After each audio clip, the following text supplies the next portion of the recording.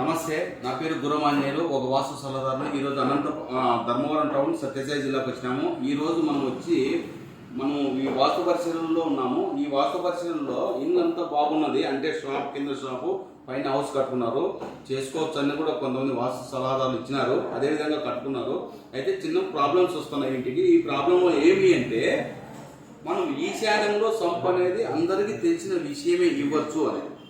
ఇంటి గర్భంలో అంటే వాస్తు పురుషులు ఏకశక్తి వాస్తు పురుషు గర్భంలో ఈశాన్యంలో సంపు ఇవ్వకూడదు. ఈశాన్యం సంపు ఇస్తే కుటుంబ యజమానికి ఆటుకు సంబంధించిన సమస్య వస్తుంది, లేదంటే కుటుంబ యజమానికి ప్రమాదాలు జరుగుతాయి, లేదంటే కుటుంబంలో ఉన్న ఆస్తులు అమ్మిస్తుంది.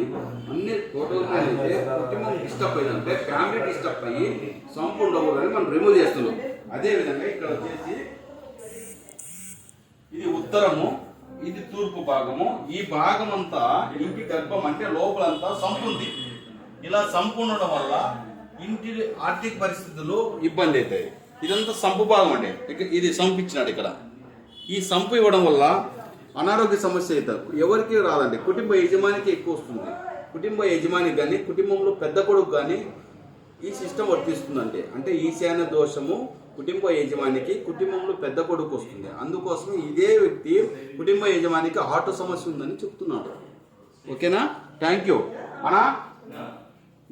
ఈ సంపు ఉండడం వల్ల మనం ఏం చెప్పాము, ఈ సంపు ఉంటే ఏమొస్తుందన్నాము, ఇంటి యజమానికి హార్ట్ ప్రాబ్లం వస్తుంది. మనము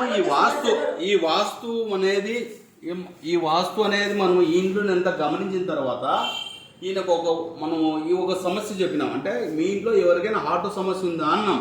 ఏముందన్నామా?